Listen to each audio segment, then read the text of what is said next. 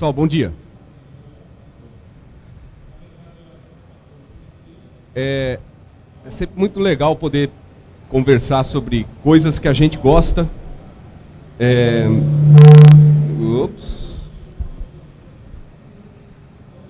Pra gente conversar com gente que pode fazer a diferença no mundo. Isso são vocês. Eu vim para cá a convite do pessoal, mas aceitei com prazer, porque é sempre muito legal a gente poder falar de futuro para quem vai fazer o futuro, né? E esses são vocês. Deixa eu me apresentar. Eu sou doutor em computação, ciência da computação, há bastante tempo atrás, há 23 anos atrás. E eu fiz meu doutorado na Escócia, mas eu sou paulista do interior de São Paulo, fiz minha graduação na Unicamp e hoje trabalho no Nordeste, lá em Recife, na Universidade Federal de Pernambuco, sou professor lá desde 1993. Sou de uma época da computação, acho que quando eu fiz computação, nenhum de vocês era nascido, então, ou alguns, né, talvez. E muita coisa mudou, pouca coisa mudou nesses 25, 30 anos que eu tenho de formado. O que eu vou conversar hoje com vocês é o que eu acho que está mudando, quer dizer, o que está acontecendo que vai realmente, radicalmente modificar a forma como nós fazemos computação, como a gente entende programar coisas para fazer tarefas que a gente quer que essas coisas façam, né? Eu sou um dos fundadores do César, deve ter ouvido falar, é um instituto de inovação que existe em Recife, tem outras filiais aí em São Paulo, em outros lugares.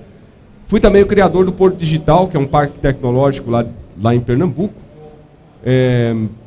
Não estou mais associado a nenhuma dessas duas iniciativas, estou mais voltado para a minha pesquisa na universidade, onde eu tenho um grupo de pesquisa que trabalha com fatores humanos. Mas eu também trabalho, né, com formulação de cenários, pensamento sobre o futuro, e tenho um treinamento, aí, uma capacitação em Foresight Thinking pelo Institute for the Future, na Califórnia, com quem eu tenho algumas parcerias nessa história de pensar o futuro. E para falar de futuro, nada melhor do que a gente dar uma olhada para o passado, né?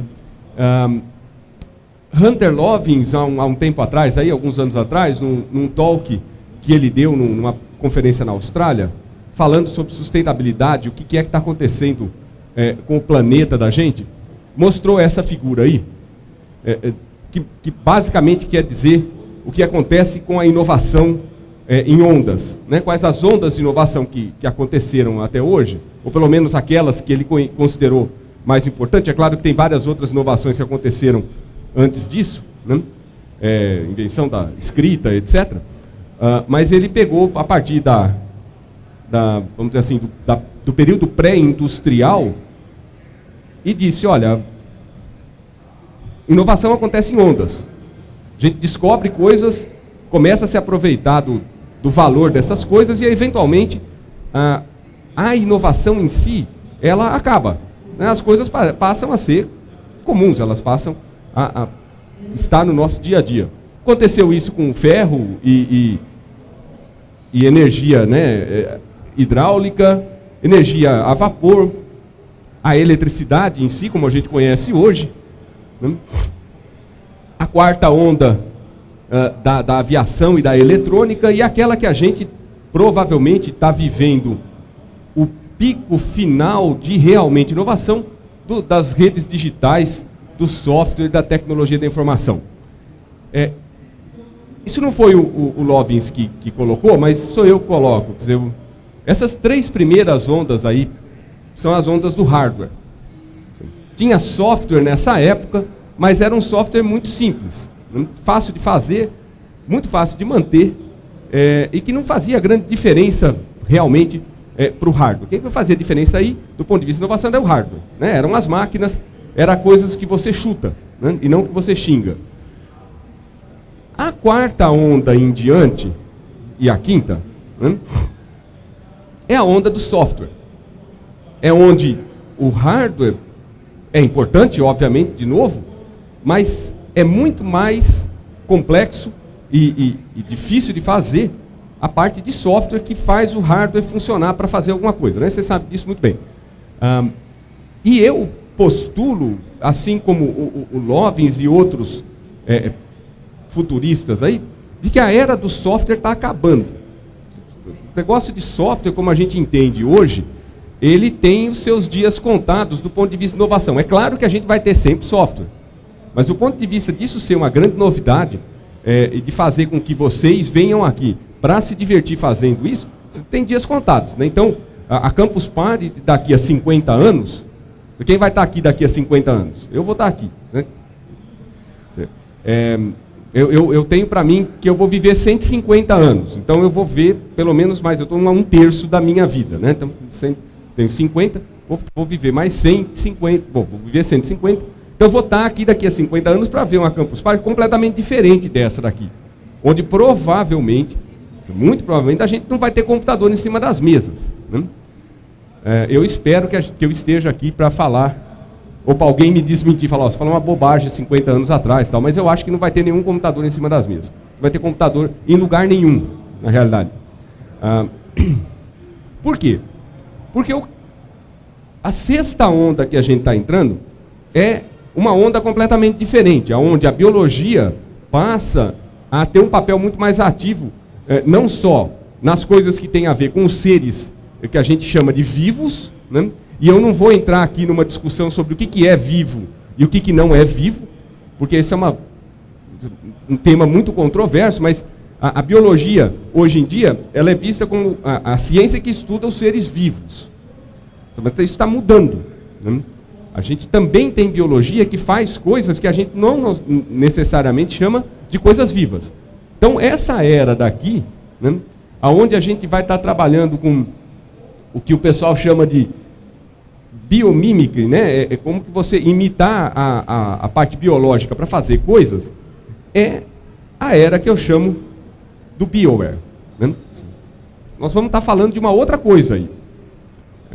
Um hardware e um software completamente diferente daquilo que a gente está acostumado a ver por aí. Principalmente porque uma boa parte das coisas novas que vão acontecer a gente não vai ver, a menos que a gente use microscópios extremamente sofisticados. Então esse mundo daqui, que tem que ser um mundo mais sustentável, de maior produtividade, de menor gasto de energia, ele vai ser o mundo da biologia. Então, se vocês tiverem que dar uma dica para algum primo ou filho de vocês que vai entrar em alguma faculdade, a minha dica é, fale para eles fazerem biologia, química e alguma coisa relacionada a isso daí. Esse é o futuro. Da mesma forma como na década de 70, todo mundo falava, o que você vai fazer quando você crescer? E todo mundo fala, eu vou fazer computação, né? Por quê? Porque computador está na moda, vai ter emprego para todo mundo. Eu acredito que o mundo da biologia é o que vai, não substituir, mas vai ter uma importância do ponto de vista de inovação muito grande nos próximos 30, 40, 50 anos. Isso tem uma implicação geopolítica e econômica. Por quê? Porque se vocês olharem para essa é uma outra visão da mesma coisa que eu estava mostrando antes, certo? Se vocês olharem para isso aqui, o que é isso aí? Vocês olham o seguinte, todas aquelas ondas lá, aquelas baleinhas lá, aquelas corcovas, elas aconteceram com o começo em algum lugar. Então, onde foi? Essencialmente na Inglaterra ou nos Estados Unidos. Todas as 5 ondas anteriores começaram na Inglaterra ou nos Estados Unidos. Primeiro na Inglaterra, as 3 primeiras. Né? A Alemanha entra aí de enxerida no meio do caminho, por volta do começo da 4ª onda, mas, de novo, os Estados Unidos voltam a dominar, etc. Bom, todo mundo conhece a história. A grande pergunta desse barato aí é quem é que vai iniciar, ou de onde é que vai surgir, ou de onde é que está surgindo essa outra 6ª onda que a gente estava conversando aqui, da onda da biologia, né? Nanotecnologias, etc. Bom, se vocês olharem para esse mapa, já dá para saber a resposta de novo, né? Esse é um mapa que a gente chama de heat, né? Heat map, né? Mapa de calor do desenvolvimento, em particular, de uma área daquele negócio todo que eu estava falando, chama biologia sintética. Então, você está vendo assim, que se você somar os Estados Unidos, os dois lados dos Estados Unidos, um lado deles é Califórnia, obviamente, né? E o outro lado é Boston. Né? Razão para isso, as universidades que estão lá e a indústria de tecnologia da informação que está sentada nos dois lados, é onde é que tem mais coisa sendo desenvolvida. Se você somar os dois, dá o mundo todo. Né? Bom, isso dá um alerta para nós vamos de novo ficar na rabeira da próxima onda de inovação, a menos que a gente faça alguma coisa. Bom, fazer alguma coisa significa tentar entender o que está acontecendo. E o que eu queria conversar hoje com vocês era alguma coisa sobre, né, então, vida. Né? Se a gente está falando de vida, vida da gente, vida das coisas que a gente vai criar. Alguns questionamentos importantes que eu acho que faz sentido a gente ter quando a gente fala de vida, porque tudo isso tem a ver com o nosso futuro. Se a gente quer viver mais 100 anos, é bom a gente saber mais ou menos como é que a gente vai viver nesses próximos 100 anos. E todas as vezes que eu começo a pensar sobre o futuro, o que a gente está fazendo para tomar conta da terra, todas as vezes que eu venho para São Paulo e não tem água, ou vou para outros lugares e vejo coisas que não estão indo muito bem, eu tenho a impressão que a gente está cuidando da vida e do nosso futuro, mais ou menos do mesmo jeito que esse pessoal está cuidando da vida deles. Né? Com um pouco de descuido. A gente está vivendo um momento onde qualquer coisa pode acontecer, né? O chinelo pode virar e a gente virar torrada dentro da piscina. Né? Essa gambiarra que a gente está fazendo, que é resultado das 4 primeiras ondas de inovação, que consomem energia em quantidades absurdas para conseguir fazer aquilo que a gente consegue fazer, né? Ou seja, o nível de eficiência da tecnologia da gente é muito baixo. Né? Todas as máquinas, inclusive as elétricas, têm eficiência baixíssima, né? Se a gente comparar com a gente mesmo, né? com os organismos biológicos. O que a gente está fazendo, resultado daquelas 4 ondas, é uma gambiarra. Né? E essa gambiarra não está dando certo. Né? Vocês podem ver, a gente destrói, a gente gera lixo e a gente não cuida das pessoas. Bom, a gente tem, obviamente, escolhas a fazer. Né? Todo dia a gente tem escolhas a fazer. Vocês escolheram estar sentados aqui e, eventualmente, podem até estar querendo ir embora e estão decidindo se manter aqui. Outros não, decidiram ir embora, tal, etc. Mas a gente tem escolhas. Né?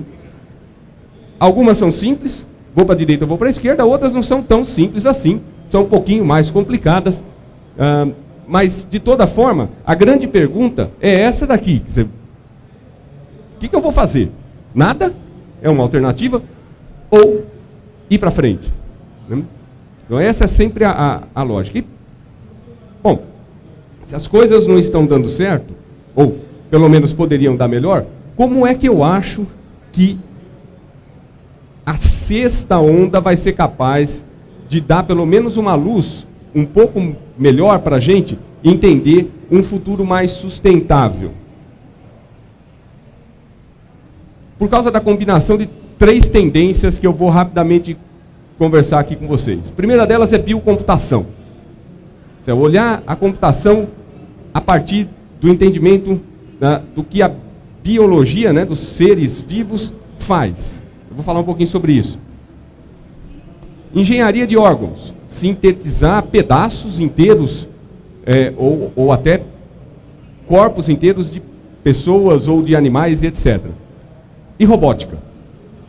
E como é que essas 3 coisas fazem todo sentido juntas? Para a gente ter, talvez, uma chance de ter ferramentas para buscar um mundo mais sustentável. Vou falar um pouquinho sobre biocomputação. Bom, todo mundo sabe que a vida faz computação.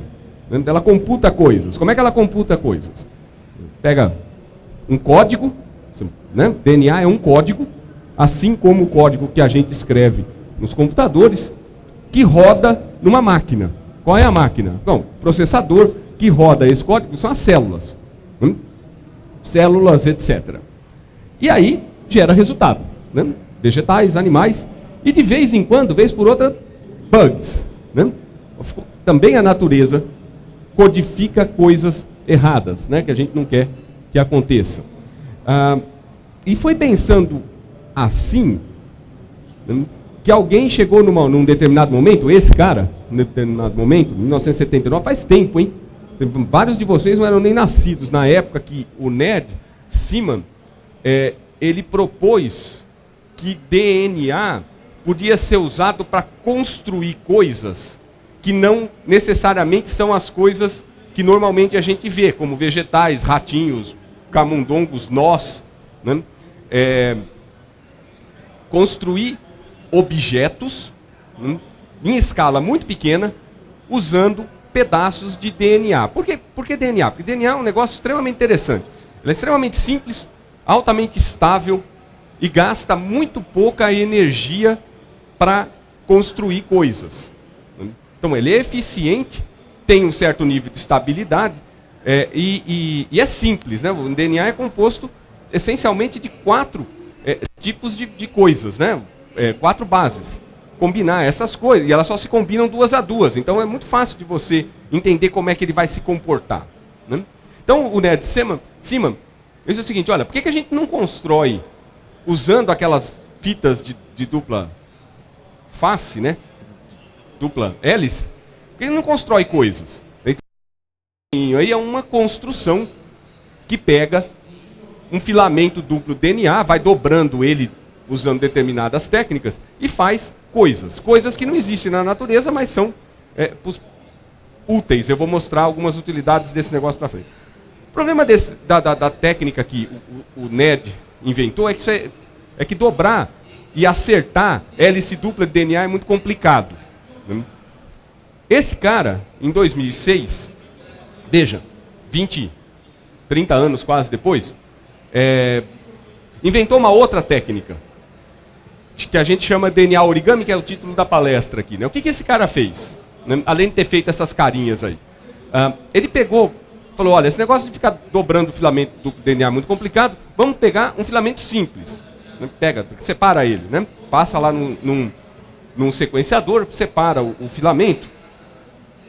E aí, a sacada dele foi o seguinte, para eu prender esse filamento, eu só preciso fazer o quê? Lá pelas tantas, aonde eu quero prender, eu gero um grampo, um outro filamentozinho menorzinho, pequenininho, para grudar o filamento dobrado. Né? Como é que isso funciona? Isso funciona mais ou menos assim. Deixa eu ver se eu consigo fazer esse negócio aparecer aqui para vocês. Isso é um simulador. Isso funciona mais ou menos assim. Imagina que essa linha branca aí é um filamento gigantesco de DNA, né? Centenas ou talvez milhares de bases, né? Tudo uma sequência uma da outra. E aqueles negocinhos coloridos ali são sequências menores de base. De tal forma que um colorido só vai combinar com aquele outro colorido que combina com ele. Né? Então o que o Paul Rothman fez? Ele descobriu que se ele fizesse isso aqui, e aí pegasse, aconteceu com o meu botão aqui, e aí pegasse e agitasse, se eu conseguisse achar onde é que está o meu botãozinho, eu ia conseguir mostrar isso para vocês. Deixa eu diminuir o tamanho desse barato aqui. Pronto. E aí agita, esquenta e esfria. Quando esse negócio começa a esfriar, ele vai se dobrar, e aquele azul vai encontrar com outro azul. Tchan, tchan, bacana. Por quê? Por que é bacana? Porque você pode fazer essencialmente qualquer coisa com isso. Né? Distribui lá um monte de base, esquenta, esfria, o negócio começa a esfriar e eventualmente ele vai se dobrar e fazer alguma outra forma. Olha lá que bacana, né? Aí vocês pegam esse simulador e ficam brincando com isso aí. Dá um trabalho cão para fazer esse negócio, porque tem um conjunto de regras para, né, montar isso daí. Aí o que o Paul fez? Ele falou, pô, se esse negócio funciona assim, legal. Eu vou descobrir qual é a sequência que é necessária para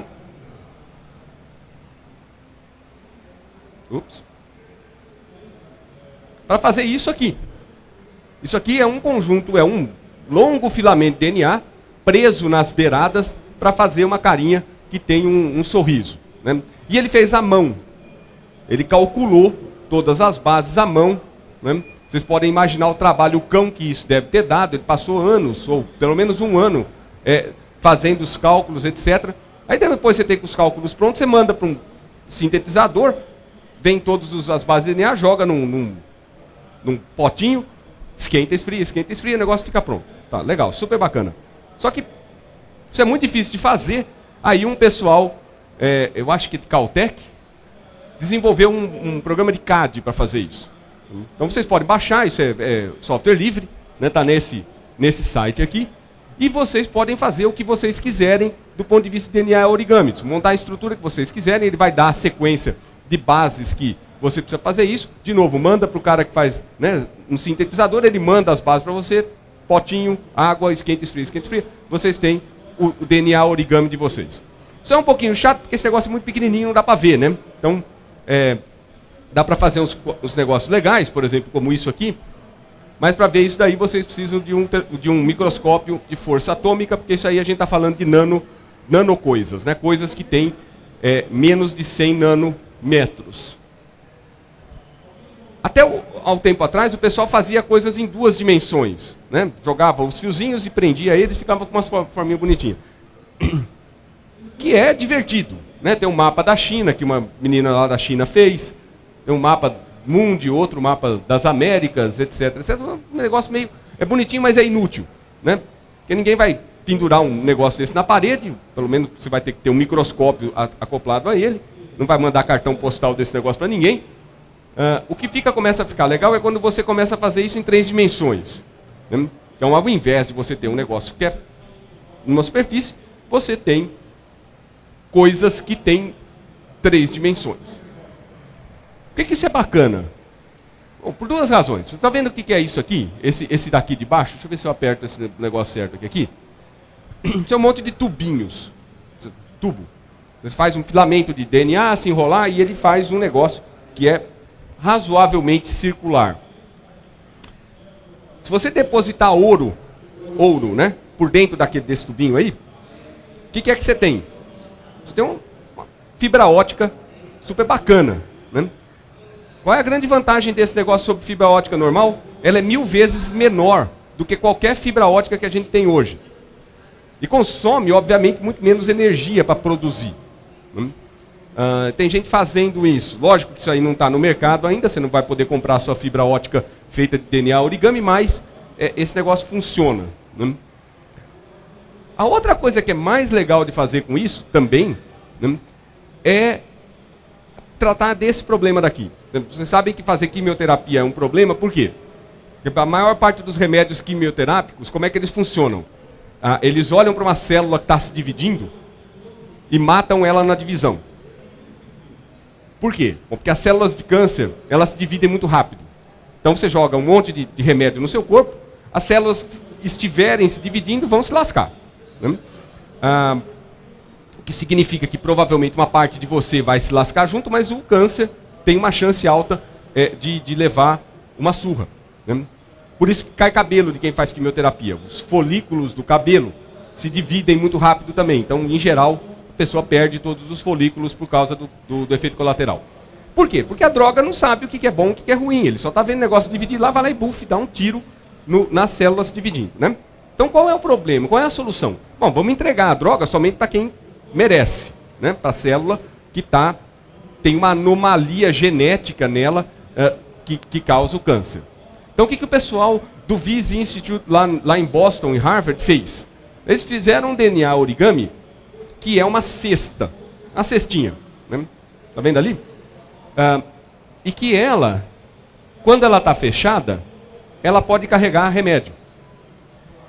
E na ponta do DNA origami, nessa ponta aqui, eu nunca acho onde está esse negócio, nessa ponta aqui e nessa ponta daqui, fecha com isso aqui, tem 2 dispositivos biológicos chamados apitâmeros que funcionam como uma porta-end. O que é uma porta-end? Quando 2 caras encontram o sinal, eles passam um para o outro lado. Bom, passar um para o outro lado, nesse caso aí, é abrir a portinha, abrir os clipezinhos, né, soltam. Então o que acontece? Você pega esse negócio, programa esse aptâmero, isso é programação, você tem que saber qual é o aptâmero que você vai jogar ali, que quando ele encontra a célula errada, a célula que tem câncer, ele fala, opa, essa é a minha praia, né? É aí que eu tenho que abrir, ele abre a portinha, o remédio sai, mata a célula que tem que matar. Massa. Resolvido o problema, né? Mais ou menos, né? Por que não está resolvido o problema? Bom, porque DNA é muito legal, mas ele é altamente digestível, ou digerível, né? Então, o DNA circulando no nosso sangue, rapidamente é atacado pelo nosso próprio corpo. Passa lá no fígado, pum, joga enzima nele, ele desaparece.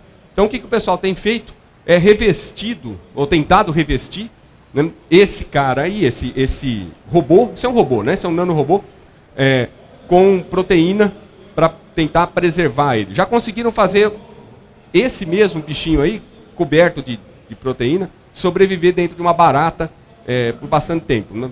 Por que barata? Porque barata tem um sistema circulatório um pouco mais simples do que o nosso, então deu para eles testarem e funciona. Isso aqui é computação biológica. Como é que você cria coisas, isso é um dispositivo que tem uma programação, ele vai entregar alguma coisa só no lugar onde precisa, a partir de elementos biológicos, a partir de biocoisas, a partir de componentes que não são de silício, eles são biológicos, né? Eu acredito que isso daqui é o próximo passo da programação. A gente vai passar a programar isso com muito mais frequência do que a gente vê hoje, né? Nosso grande problema é que a gente tem feito isso muito pouco aqui no Brasil. A gente quase não tem ninguém trabalhando nesse nível de problema aqui. Apesar de que a gente tem gente que sabe fazer, ou que tem conhecimento para, a gente, do ponto de vista tecnológico, está pelo menos uns 15 anos atrás do pessoal que fez esse barato aí. Tá? Esse bichinho aí, assim como outros semelhantes a ele, já tem coisa como 5 anos de desenvolvimento, já pronto. Né? A gente não está falando de nenhuma novidade aqui, do ponto de vista tecnológico. Qual que era a outra coisa que eu ia falar para vocês? Então a gente está mexendo no nível micro, né, nano, com componentes de DNA, e a gente também está mexendo com coisas maiores, que são órgãos. Por exemplo, você já deve ter visto essa foto, né? Essa foto é uma orelha que cresceu nas costas de um rato. Você bombardeia o rato com célula-tronco se transforma em qualquer coisa que você quer, faz ela se transformar numa orelha. Né? A boa notícia é que você não precisa mais do rato para fazer isso. Isso era uma sacanagem com o rato. Para você usar a orelha, você tinha que fazer uma cirurgia no rato para arrancar a orelha das costas dele. É claro que isso aí foi um protótipo, e hoje em dia você consegue fazer isso seu rato. Ou seja, você consegue fazer uma orelha sem um elemento vivo para produzir, fazer o processo acontecer. Por que a orelha é importante? Bom, em particular, em lugar que tem muita guerra, as pessoas tendem a perder pedaços, né? A orelha é um deles, né? Do corpo. Então, tem um instituto nos Estados Unidos que desenvolve orelhas, em particular, para soldados que perdem, né, pedaços da orelha, do nariz, durante a guerra. Bexiga. Né? Várias pessoas que têm, por exemplo, câncer de bexiga, câncer de cólon, etc., tendem a perder a bexiga, tem que tirar a bexiga. Né? Esse mesmo médico americano que conseguiu desenvolver a orelha fora do rato, é capaz hoje de desenvolver bexigas inteiras. Então, de novo, a mesma coisa, mesmo processo. Você pega a cartilagem da bexiga, tira todas as células, joga a célula-tronco em cima dela, a célula-tronco se transforma, né, se especializa numa célula de bexiga, você tem uma bexiga novinha em folha, sua em particular. Né? E aí eu tenho zero problema de rejeição. E fizeram isso com o coração. Mais interessante, eles pegaram de novo um coração de rato, tiraram todas as células do coração, deixou só a cartilagem, jogou célula-tronco lá em cima, e o coração se desenvolveu e começou a bater. Né? Então você consegue fazer um órgão completamente funcional do nada, basicamente, né? De um conjunto bem básico de de insumos. Né? Dá para fazer, e o mais legal é que dá para fazer com a sua célula. Por quê? Porque bem recentemente, uns cientistas japoneses descobriram como é que transformam células da pele em células tronco. Então, se você não guardou as suas células tronco quando você nasceu, não se preocupe, porque você vai poder gerar as suas células tronco a partir de qualquer pedaço da sua pele. O que é muito bacana, porque agora, se você tiver que fazer um transplante de coração, você pode fazer um coração seu, né, mesmo, como aquele outro que você teve que tirar por qualquer que seja o problema. Médicos acham que tem alguns problemas aí, porque se você tinha um problema no coração, vai gerar um outro igual, vai ter o mesmo problema. Mas tem jeitos de contornar esse processo também. Mas aí tem um pessoal fazendo uns negócios ainda mais complicados, né, que é gerar tecidos, por exemplo, do pulmão. Isso é um pulmão, né? Não parece bem um pulmão, mas tem um tecido de pulmão dentro dessa plaquinha aí de acrílico. E esse cabinhos que estão ligados aí é a circulação sanguínea que leva o sangue para outros lugares. Outros lugares o quê? Para o coração, etc. Isso aí é o nome desse projeto é o Homem num Chip. Homem no Chip é um conjunto de chips que tem órgãos diferentes do corpo e você usa esses órgãos. São órgãos mesmo, isso não é silício não, isso aí é biothings, né? Bioware. E você usa isso para simular drogas, por exemplo. Um dos grandes problemas de produção de droga é que você produz uma droga que vai atacar um problema do pulmão, né? Uma pneumonia, etc. E ela, ao mesmo tempo que ela cura o pulmão, ela destrói o rim.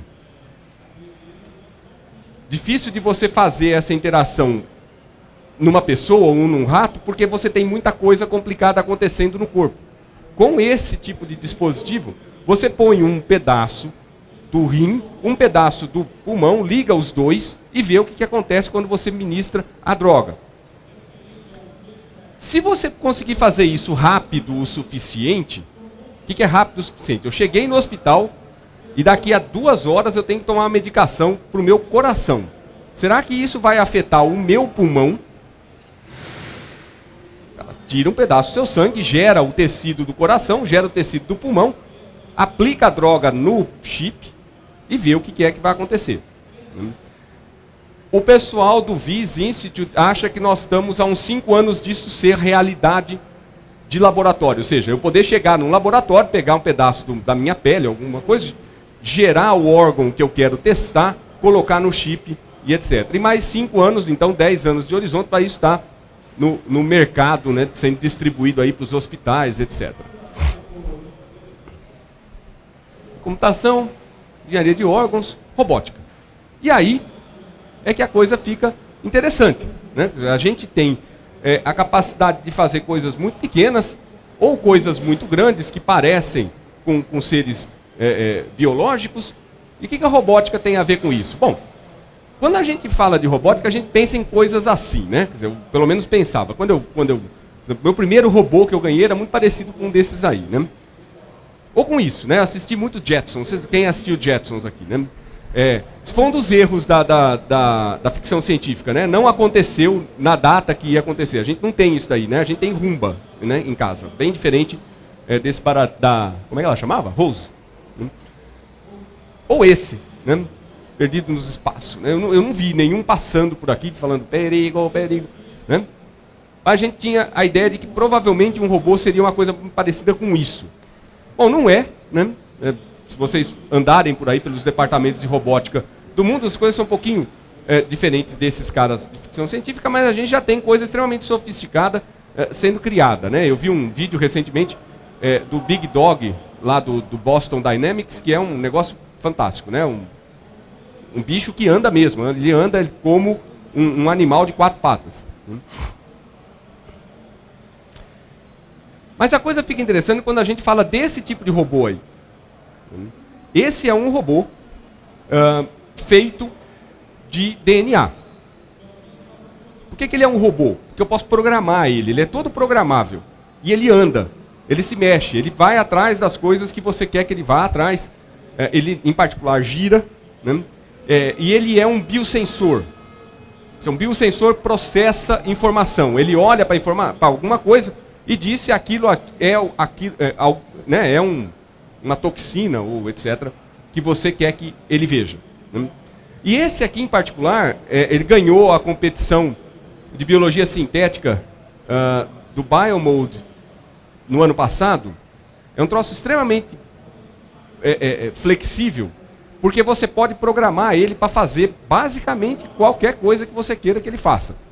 Do ponto de vista de, né, se locomover para algum lugar em direção de algum objetivo, né, chegar no objetivo e fazer alguma coisa, computar alguma coisa. Em particular, porque essa história de computação, vocês sabem basicamente que para você fazer qualquer computação, basta você ter uma porta ou exclusivo, né? Se você conseguir desenhar um ou exclusivo, você faz qualquer computador, certo? E a boa notícia é que eles já conseguiram fazer, né? Você consegue fazer o comportamento de um ou exclusivo usando um conjunto de strands de DNA e apitâmeros que se comportam da maneira como você gostaria de fazer. Foi assim que esse pessoal fez um biosensor genérico. O que é um biosensor genérico? Isso é um biosensor, né? É um sensor que, se você quiser que ele sinta, né, ele ache luz, você programa ele para achar luz. Se você quiser que ele ache algum tipo de material químico, você programa ele para achar um material químico. Você não precisa mudar o chassis do sensor para ele fazer coisa diferente. Você muda a programação do sensor. Esse é um outro. Muito parecido com aquela primeira caixinha lá, né, um formato quadrado. E aí, a ideia dessa história toda é como é que essas coisas se juntam. Né? Como é que a gente... O que acontece aqui? Vocês podem imaginar o que acontece. Na realidade, o que acontece é o que a imaginação de vocês puder fazer. Porque agora, você pode pegar uma coisa muito pequenininha, que é extremamente eficiente do ponto de vista de energia para construir, né? Porque para construir um robô daquele tipo ali, você simplesmente joga coisas dentro d'água, esquenta, esfria e o troço monta sozinho. Né? Então a gente não tem essa história agora de que para construir alguma coisa eu preciso de uma ferramenta que vai construir ela. É automontante, né? O que eu acho que está acontecendo aqui? Né? Para a gente encerrar a minha parte de falar, para ouvir vocês, a gente conversar.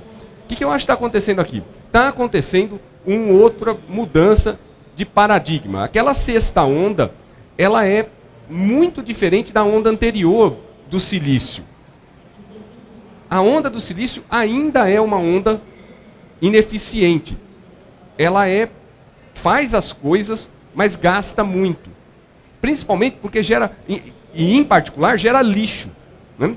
A nossa onda do silício gera lixo. Daqui a pouco, tudo isso que está aqui vai para algum lixão. Né? Daqui a pouco, assim, quando ficar obsoleto, vai para algum canto do lixo. Coisas bio não vão para lixo nenhum, né? Elas simplesmente deixam de ser aquilo que elas são. Né? Dissolve elas em algum lugar ou remonta elas porque elas não estragam, vamos dizer assim. Né? Não ficam antigas. DNA, né? Ele não fica obsoleto. Da mesma forma como o processador das máquinas da gente hoje fica. Né? Por que ele não fica obsoleto? Porque ele está aí faz 4 bilhões de anos, mais ou menos. O que eu acho que acontece aí? Eu acho que acontece, quando a gente junta aquelas três coisas, mais sustentabilidade. É isso que eu estou falando aqui. Essas coisas são mais eficientes. Elas são muito menores. Vocês sabem que se você tiver 1 quilo de DNA, você consegue armazenar toda a informação jamais gerada por toda a humanidade ao longo de toda a existência do ser humano, inclusive agora, em 1 quilo de DNA. Tá? Não dá para você imaginar que você vai fazer um disco que pesa 1 quilo que vai ter toda a informação da humanidade. Né? É impossível. A tecnologia não vai permitir que isso aconteça. Então você já tem armazenamento de informação em larga escala usando DNA, que é extremamente eficiente e melhor de tudo, ela é absolutamente permanente. Você não decai, etc. Né? Basta você sequenciar de volta, você tem a informação. Sabe, meio complicado, tá? A gente está longe de novo, poder comprar, né, na loja da esquina um pendrive de DNA, mas vai acontecer. Mais sustentável, é menor, gasta menos energia, é mais abundante. Vocês sabem que a gente tem um problema, né? A gente está consumindo toda a areia do mundo. Uma das coisas que vai faltar no futuro, não a muito longo prazo, é a areia. O que é areia? Areia é silício, né? Essencialmente. Por quê? Bom, porque a gente gasta ela para dedéu. A gente faz vidro, a gente faz construção, a gente... Né? E DNA é muito pouco provável que vai faltar DNA. Né? Pelo menos não no futuro a longo prazo que a gente está falando, daqui 100 anos. Então, o processo aqui todo é muito mais sustentável. Eu acho que a gente vai produzir melhores condições de saúde. O que a gente está olhando para o futuro da saúde é a saúde individualizada. A medicina, até hoje, é uma medicina de média. Né? O que é média? Você faz um trial, né? um experimento de uma droga, pega o resultado em cada um de vocês, soma e divide por N. É a média. É assim que a gente faz medicina hoje. Esse tipo de desenvolvimento que a gente está falando, da combinação de desenvolvimento de tecido com nanorobótica e biocomputação, vai permitir que a gente faça medicina individualizada a um custo que é acessível. Quer dizer, você pode fazer medicina individualizada hoje, mas o custo é gigantesco. Né? Ninguém consegue fazer para muita gente. Então, com essas tecnologias combinadas, daqui a 20, 30 anos, eu tenho certeza que a gente vai conseguir fazer saúde individualizada num nível próximo do SUS, por exemplo. Eu sou um otimista. Sabe? E eu acho que a gente vai estar trabalhando com a evolução de nós mesmos. Eu vi uma palestra recentemente de uma pesquisadora antropóloga americana dizendo que a gente já somos ciborgues, né? O que é um ciborgue? Ciborgue é um ser que aumenta a sua capacidade, qualquer que seja ela, através de dispositivos externos. Então ela fala, olha, você põe um telefone, você usa um telefone para ampliar o seu conhecimento, você está se colocando como um ciborgue. Né? Juntando todas aquelas outras coisas ali, eu não vejo nenhuma razão porque a gente não vai ter nanorobôs trabalhando dentro da gente para consertar coisas que a gente vai fazendo errado. Em particular, porque a gente já tem isso dentro da gente hoje. Não sei se vocês sabem, mas quase 90% das células que existem dentro da gente não são nossas. Nosso DNA só é responsável por 10% do nosso corpo. O resto dos 90% do DNA vem de outras coisas, de bactérias, de vírus, de um monte de coisa que trabalha dentro da gente para ajudar a gente a viver. Né? São seres simbióticos que ajudam a gente. Por que é que eles não podem ser artificiais? Né? De tal forma que se eu machuquei o dedo, ele vai lá e conserta a minha pele de uma forma muito mais rápida do que eu consigo consertar. Então eu acho que a gente vai estar olhando daqui a 50 anos para um ser humano um pouco mais evoluído do que aquele que a gente tem hoje. Né? E eu estava vendo uma outra palestra também de um outro antropólogo que diz o seguinte, os seres hominídeos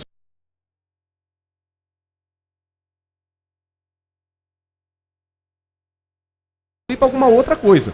Né? Então, como agora a gente está mais em controle da evolução, é bom que a gente evolua para alguma coisa, né, que faça sentido.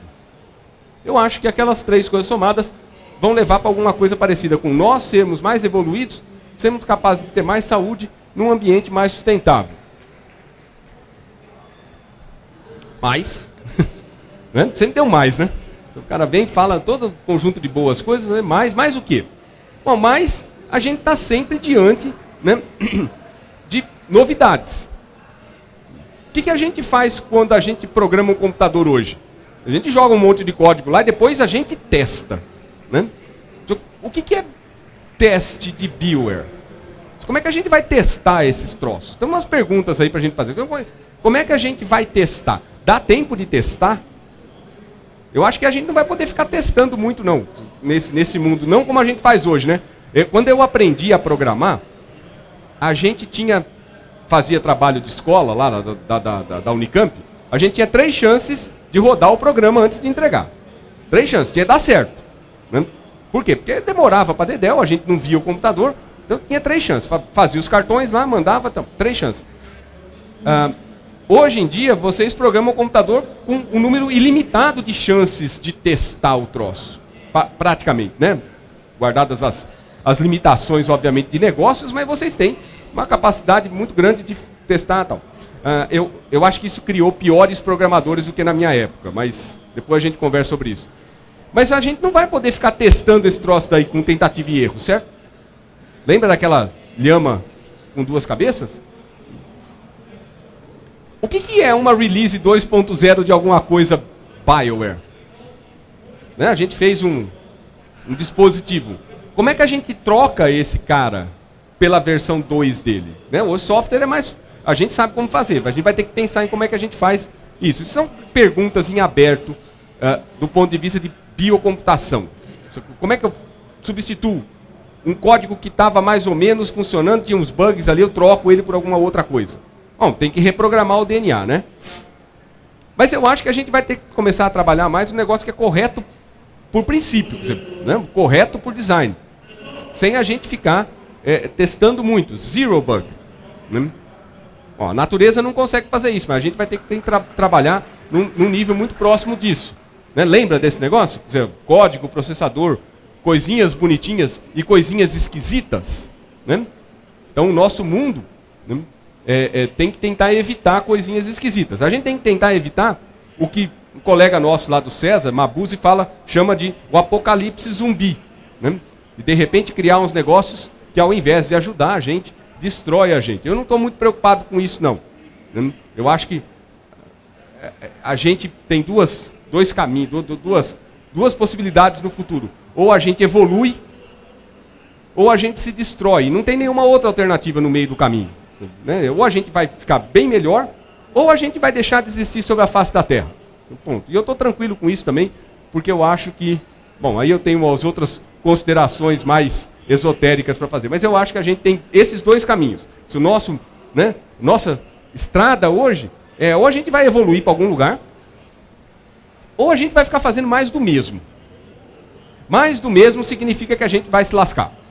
Né? Se a gente continuar fazendo o que a gente faz, a gente vai destruir a nossa possibilidade de continuar vivendo aqui. Então, na minha visão, a gente só tem um caminho para seguir, que é melhorar, né? Sair daqui para alguma coisa melhor. E o que eu acho que é mais interessante é que eu tenho visto muita gente interessada nessa conversa. Né? A conversa de que nesse caminho entre continuar fazendo as coisas do jeito que a gente está fazendo e melhorar, a gente só pode melhorar. Não tem como a gente continuar gastando o que a gente gasta, sujando o que a gente gasta e tratando mal das pessoas. E eu acredito que esse é a próxima virada da humanidade. Ela vai acontecer começando agora, nos próximos 20, 25 anos. E eu quero que daqui a 50, quando a gente estiver sentado no Campus Party de novo, a gente venha conversar sobre os resultados positivos dessa virada. Tá? Muito obrigado.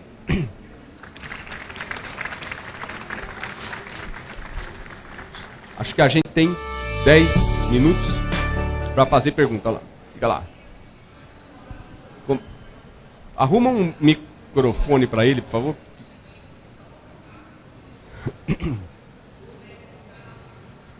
O que acontece quando chove naquele guarda-chuva? Oi. É guarda-chuva para São Paulo. Você capta a água para guardar, para levar para casa. Tá, o cimento aí dessas coisas biológicas que estão sendo construídas, que você mostrou aqui, são basicamente proteínas e coisas que a gente já conhece, né? Tem um outro caminho aí, é o caminho de você construir hardware sintético e colar ele no corpo, né? Exoskeletons e coisas parecidas, né? Você acha que essas duas coisas vão continuar convivendo ou uma vai superar a outra? Eu acho que a tendência, pelo menos por algum tempo, Veja, sempre que a gente está falando desse futuro aqui, eu não estou falando de amanhã, não. Estava falando de algum tempo, é 50 anos. Por algum tempo, a gente vai ter as duas coisas convivendo. Em particular, porque tem coisas que você faz melhor com materiais que não são biológicos. Faz melhor hoje, vai continuar fazendo por algum tempo. Então, eu nem mencionei, por exemplo, eu nem mencionei proteína, né? Proteína é um outro negócio que é ainda mais complicado do que DNA. E nem falei de materiais, mas é claro que a gente vai ter, por exemplo, retina artificial. Esse é um curto espaço de tempo. Nós estamos falando de 10 anos. O que é mais interessante desse negócio de coisas artificiais na gente é que elas vão fazer, por isso que eu estou falando que a gente vai evoluir. Né? Eu não entrei muito em detalhe nisso, mas... Por quê? Porque quando você tem uma retina artificial que funciona, para que ela só tem que ver o espectro visível? Nenhuma razão. Se ela é artificial, ela pode ver infravermelho, ultravioleta, o que você quiser. Né? Então, no fundo, daqui para frente, o que eu acho que vai acontecer é que aquelas pessoas que a gente diz que são deficientes vão passar a ser mais proficientes do que os normais.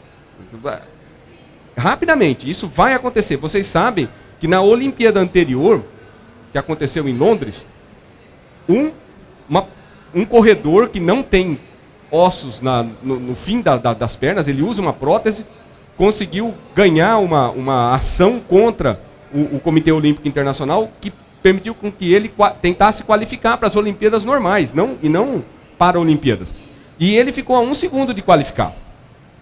Na próxima, vai ter gente com prótese correndo, ou nadando, ou fazendo o que quer que seja, nas Olimpíadas normais. Pode contar. E na outra, eles vão ser imbatíveis. Ou na outra, em algum momento no futuro. Por quê? Bom, porque é óbvio, você não precisa estar limitado ao que o corpo predetermina. Então a gente vai estar, eu acho que a gente vai ter que conviver sim. A gente vai conviver por algum tempo, talvez para sempre, com essas coisas daí, né, do ciborgue em nós. Oi? Hoje na própria computação a gente enfrenta muitos problemas éticos. Crackers, governos que abusam da privacidade, etc. E como toda tecnologia é uma faca de dois gumes, não que isso justifique não desenvolvê-la.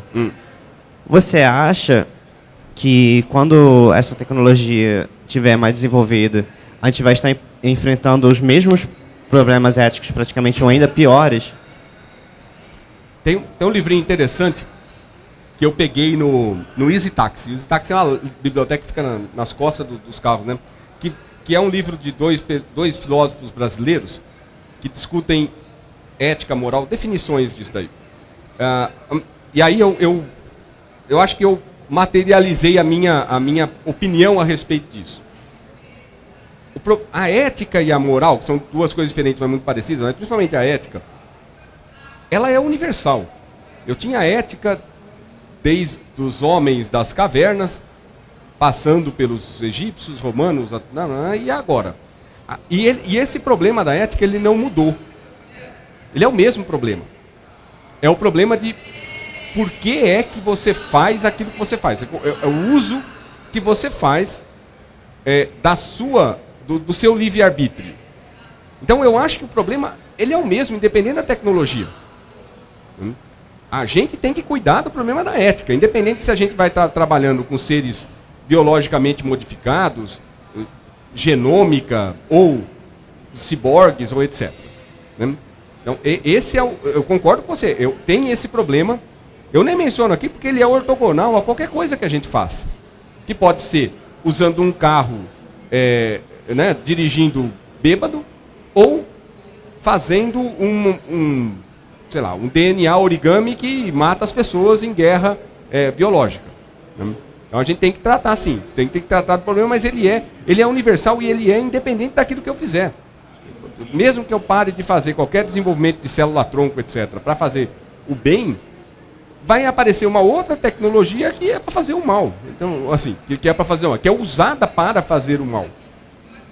Então essa história do bem e do mal é inerente ao ser humano. A gente tem que tratar isso, talvez com um ser humano também mais evoluído do ponto de vista espiritual mesmo. Espiritualidade, quando a gente entende, não é religiosa, mas a espiritualidade budista, né, de que a minha felicidade, ela não pode interferir com a sua felicidade e vice-versa, que é um negócio complicadíssimo da gente estabelecer. Mais um aqui? Você falou sobre a criação de órgãos artificiais como retina artificial. Em quanto tempo você acha que a gente vai ser capaz de criar um órgão complexo de forma artificial? Olha, retina, por exemplo, é um negócio que já tem, né? O que ela faz? Ela distingue preto e branco, que é uma porcaria, né? Não dá para fazer muita coisa com isso. Mas em 2, 3 anos ela vai estar distinguindo, a tecnologia vai chegar num ponto onde ela vai estar distinguindo cor. Primeiro forma, depois cor, e depois ela vai ficar melhor que a nossa. Eu acho que coisas como retina, por exemplo, que tem uma pesquisa bastante pesada em cima, nós estamos falando de 10 anos. Para você poder até optar se você vai manter o seu olho ou não, vai trocar por uma coisa muito mais sofisticada. Você chega na loja e fala, não, eu quero um que vê até infravermelho, me dá aqui e tal, assim, enxerga à noite. Né? Vai ficar estranho, mas chegar à noite esse negócio vermelhinho. Mas eu acho que isso vai acontecer. 10 anos não vai estar na loja, mas é difícil de você fazer esse tipo de previsão. Mas eu acho que 10 anos é uma década, é um bom período para a gente ver determinados tipos de órgão, como retina e ouvido artificial, que já quase tem, ouvido é ainda mais fácil, né? Bem menos complicado de processar o sinal, para você comprar e implantar, ser auto-implantável rapidamente. De novo, o ouvido é a mesma coisa, né? Por que você tem que ouvir só aquilo que a gente ouve? Assim, né? Poderia implantar uma faixa maior, assim, né? Um ouvido de cachorro, que você pudesse controlar, né? Porque vai ser um negócio meio, para nós que não estamos acostumados a ouvir, né? Baixa frequência ou altíssima frequência, vai ser meio chato. Mas enfim, eu acho que vai acontecer. Rápido, 10 anos.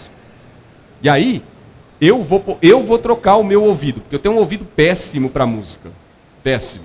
Eu nunca ouvi, eu não consigo distinguir música, nada. Aí eu vou trocar o meu, vou botar um ouvido de músico, né, para permitir, pelo menos, para eu escutar direito as coisas. Diga lá. Falta só... Vamos lá, mais uma ou duas perguntas, ela me deu o sinal dos 5 minutos aí. Fábio, primeiramente, parabéns pela palestra. Obrigado. Você comentou basicamente sobre criar coisas, né? Eu assisti uma palestra há um tempo atrás, onde o cara ele falou, por exemplo, sobre reprogramar vírus. Ele tinha citado a criação de um marca-passo orgânico. Eles programaram um vírus que infectava o corpo de uma pessoa e alterava o funcionamento da célula dela. Você acha que isso pode andar junto com essa criação, ou é uma maneira menos eficiente até? Não, faz parte desse processo, sim. Eu acho que é programação, né? Porque uma parte dessas coisas... É porque a gente estava falando, nós estamos falando de duas coisas um pouquinho diferentes. Programação biológica, né, biocomputing, trabalha no nível da nanoescala, no nível da escala do DNA, que é bem pequenininha. Mas tem coisas que você pode fazer no nível da célula. Então, basicamente, biologia sintética é um pouco diferente disso daí, mas trabalha com coisas maiores, que é rearrumar células inteiras. Né? Então, você pega uma célula, por exemplo, de E. coli, né, que é uma bactéria, e aí reprograma o DNA dela lá dentro para ela fazer alguma outra coisa. Por exemplo, você pega o que tem de bom no vinho, que faz bem para a saúde. Então, o pessoal fez isso numa dessas competições aí. O pessoal é criativo quando se trata de farra. Pegou o que tem de bom, de substância boa do vinho, né, e fez com que ela pudesse ser transportada para a cerveja. Né? Então agora você tem uma cerveja, né, que é feita com um determinado tipo de bactéria, que tem a mesma substância do vinho que faz bem para o teu coração. Então, Deus existe. Né? Então, mas eu acho que as duas coisas, todas essas coisas, elas caminham juntas. O quebra-cabeça é mais complicado do que isso aí que eu falei em uma hora, tá? Você tem mais peças, mas elas todas caminham numa direção muito, muito parecida de evoluir a gente para algum outro lugar.